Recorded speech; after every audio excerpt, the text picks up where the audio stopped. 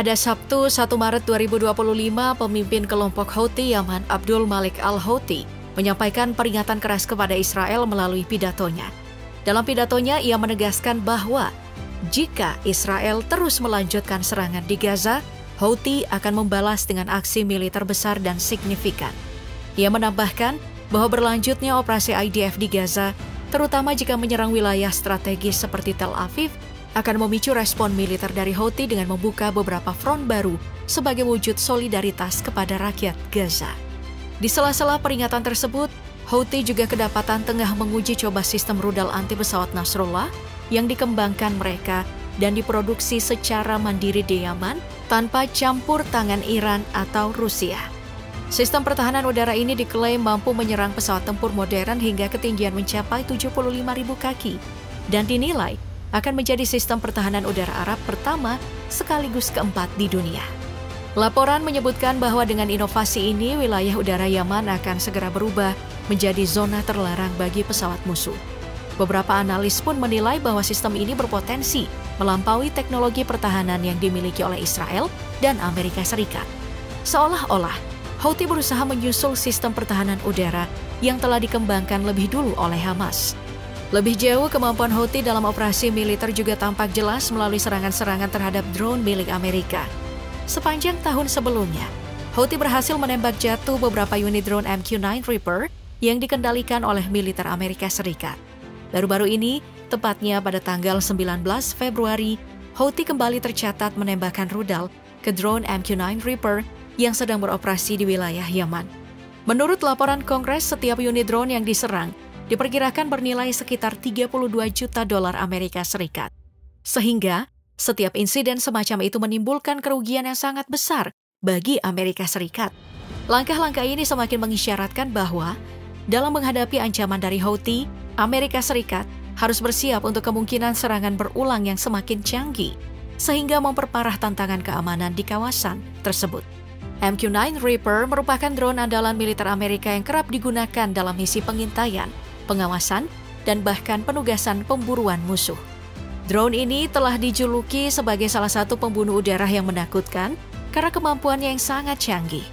Tak hanya itu, Houthi juga pernah mencatatkan keberhasilan penembakan rudal permukaan ke udara ke jet tempur F-16 Amerika Serikat yang sedang beroperasi di Laut Merah. F-16 Fighting Falcon sendiri adalah jet tempur multiperan supersonik yang dikembangkan oleh General Dynamics yang kemudian diakuisisi oleh Lockheed Martin untuk Angkatan Udara Amerika Serikat. Kedua persenjataan canggih tersebut, MQ-9 Reaper dan F-16, dibuat dengan pertimbangan teknologi dan biaya yang tidak sedikit. Namun, Houthi dengan berani berhasil menaklukkan alutsista yang selama ini dianggap unggul. Kini dengan wacana segera terrealisasinya sistem pertahanan udara baru mereka, Houthi tampak berambisi menambah deretan senjata yang berpotensi menargetkan lebih banyak alutsista canggih milik Amerika Serikat dan Israel.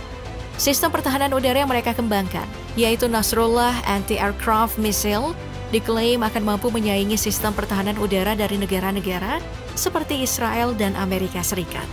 Sementara itu, sistem pertahanan Israel yang terkenal Iron Dome telah diberitakan sebagai salah satu sistem tercanggih, dengan jangkauan intersepsi antara 2.000 hingga 2.400 km, dan rudal pencegatnya mampu mencapai ketinggian hingga 100 km.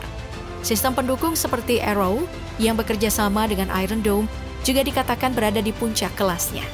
Di sisi lain, kemampuan Nasrullah Anti-Aircraft Missile yang mampu menyerang pesawat tempur modern hingga ketinggian 75.000 kaki, meskipun memiliki kesamaan tipis dengan Iron Dome, menjadi sebuah ancaman serius.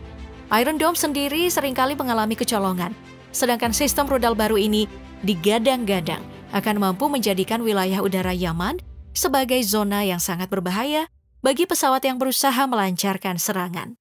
Nasrullah Anti-Aircraft Missile akan diproduksi secara domestik tanpa intervensi dari Iran maupun Rusia. Di sisi lain, Iron Dome yang dikembangkan oleh Rafael Advanced Defense Systems milik Israel dibangun dengan bantuan signifikan dari Amerika Serikat. Dari segi biaya, kedua sistem ini jelas memiliki perbedaan yang mencolok.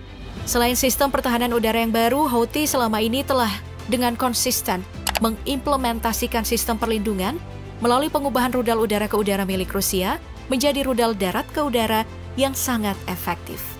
Dalam upaya tersebut diketahui terdapat 3 jenis rudal yang diubah, yaitu rudal R-73, R-27, dan R-77 yang masing-masing telah dikonversi menjadi Takip 1, Takip 2, dan Takip 3. Secara teknis, rudal-rudal ini memiliki jangkauan terpanjang yang mencapai 125 km. Kecepatan puncak yang dapat mencapai 5.556 km per jam atau setara dengan Mach 4,5, serta membawa hulu ledak dengan kapasitas mencapai 22 kg dengan mekanisme ledakan yang terfragmentasi. Walaupun sistem pertahanan udara ini masih dianggap belum sempurna secara keseluruhan, efektivitasnya tidak boleh diremehkan.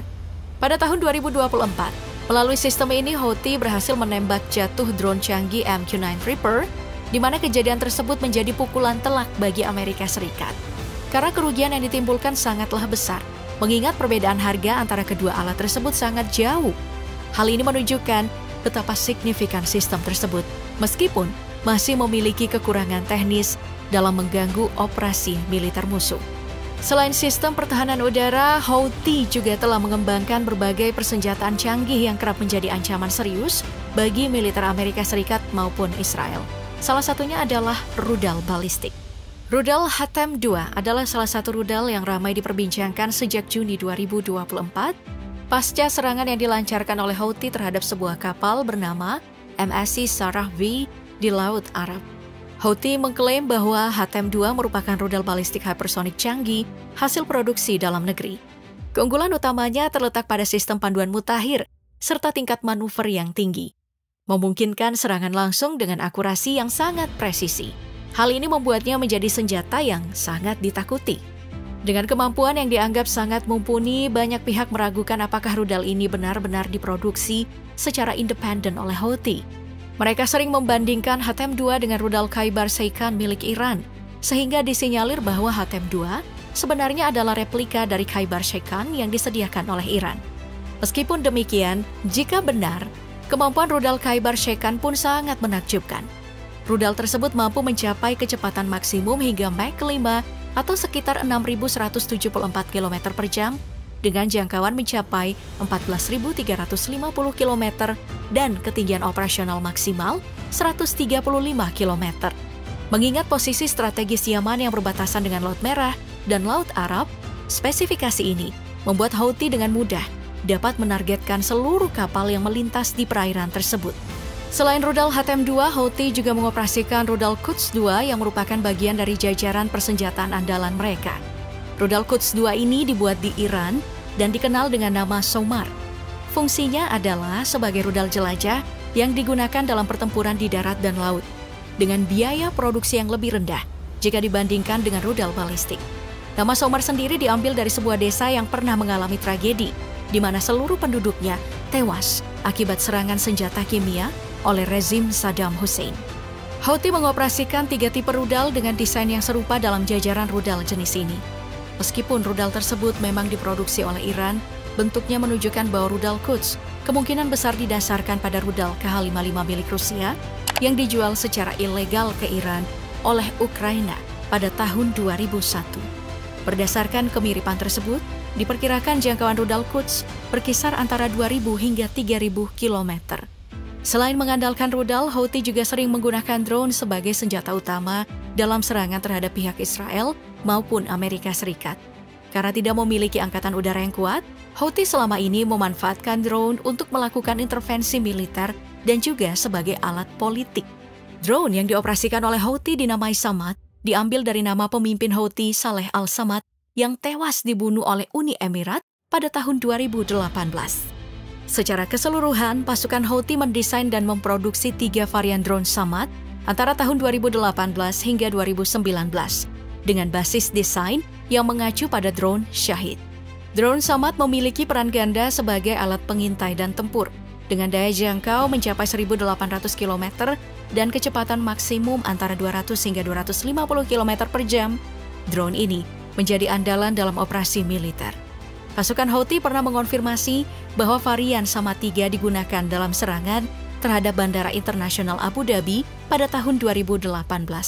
Meskipun kebenaran laporan tersebut belum dapat dipastikan secara menyeluruh.